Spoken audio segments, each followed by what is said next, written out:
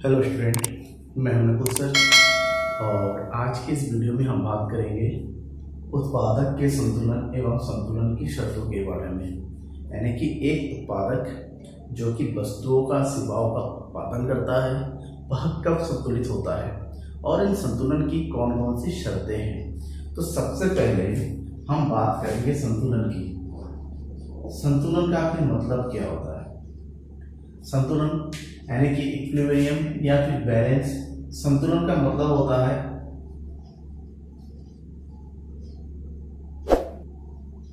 अपरिवर्तित रहना, यानी कि एक ऐसी स्थिति जहां किसी प्रकार का बदलाव ना हो। बदलाव ना हो का मतलब होता है एक ऐसी स्थिति जो बराबर रहता है, लेवल में रहता है, बैलेंस में रहता है, उसमें कोई परिवर्तन नहीं होता है। यानी कि एक ऐसी स्थिति होती है उत्पादक की, उत्पादक के बारे में बात करें कि उत्पादक की एक ऐसी स्थिति होती है जहां पर उत्पादक अधिकतम लाभ अर्जित करता है। क्योंकि एक उत्पादक का संतुलन का मतलब होता है अधिकतम लाभ प्राप्त करना। यानी कि जहां एक उत्पादक अधिकतम लाभ अर्जित करता है उस बिंदु को उत्पादक का संतुलन कहते हैं।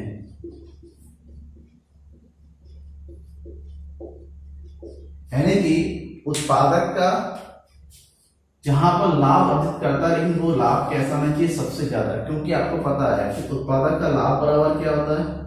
लाभ बराबर आगम माइनस लागत।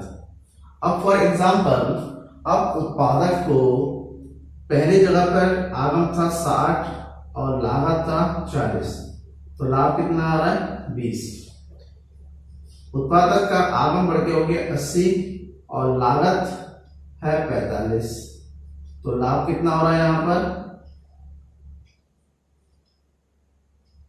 35 रुपए। फिर उत्पादक का आगम बढ़ के हो गया 100 और लागत है 50, तो लाभ कितना हो रहा है? 50।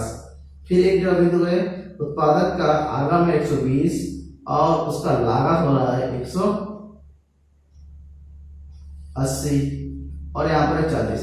मतलब हम उत्पादक के विभिन्न स्थितियों में उसका लाभ का आकलन करते हैं कि किस बिंदु पर अधिकतम लाभ होता है और लागत कमी होती है। तो हमें मिला पॉइंट नंबर 3। इस पॉइंट पर उत्पादक का आगम और लागत में सर्वाधिक अंतर है, कि लाभ 50 आ रहा है।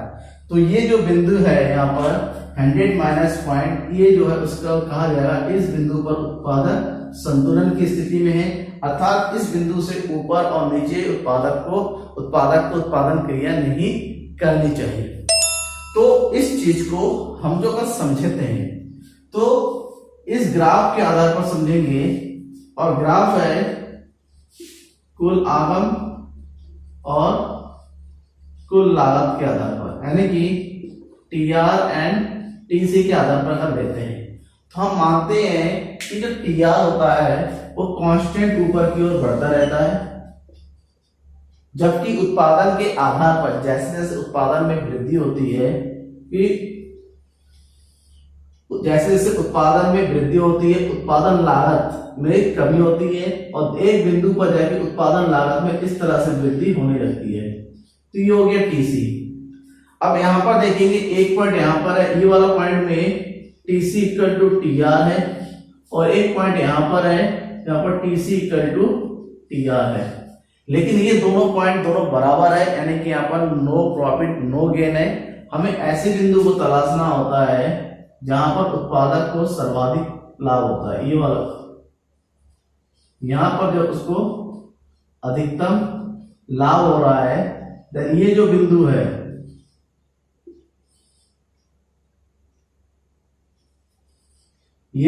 है इसी को जो है के एल यहाँ पर वो संतुलित हो रहा है, यानी कि इसी को उसके लिए कांस्टेंट माना जाता है। अब इसी को जो है हम सीमांत आगम और सीमांत लागत के आधार पर देखें। अगर हम मानते हैं कि पूर्ण प्रतियोगिता बाजार है, तो पूर्ण प्रतियोगिता बाजार में ये जो लाइन होता है कांस्टेंट, ये होता है AR इक्वल टू MR, क्योंकि पूर्ण प्रतियोगिता में औसत आगम और सीमांत आगम दोनों बराबर होते हैं। ऐसे में जो सीमांत लागत है यानी कि MC वक्र है वो कुछ इस तरह से बनता है। यहां पर पॉइंट बराबर है, यानी कि यहां पर है MR इक्वल टू MC और इस पॉइंट है MR इक्वल टू MC। लेकिन इस पॉइंट से पहले यहां पर समझिएगा, जो पहला वाला पॉइंट है यहां पर, इसको हम K कहते हैं। इस पॉइंट के बाद लाभ की गुंजाइश ज्यादा रहती है, उत्पादन को कर सकता है। क्यों? क्योंकि यहाँ पर आगे जैसा आगे बढ़ता चला जाएगा उसका लाभ बढ़ता चला जा रहा है।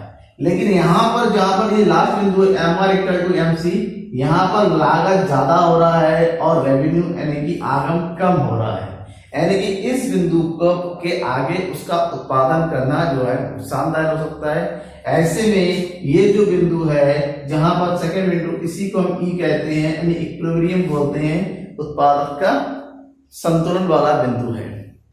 तो इस आधार पर सीमांत आगम और सीमांत लागत के आधार पर जो उत्पादक की जो शर्तें हैं, उत्पादक की शर्तें, दो शर्तें होती हैं।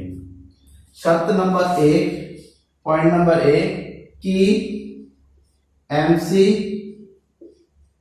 और MR दोनों समान होने चाहिए। पहले बिंदु कि सीमांत आगम और सीमांत लागत दोनों बराबर होने चाहिए। एंड पॉइंट नंबर 2 ये कहता है कि MC वक्र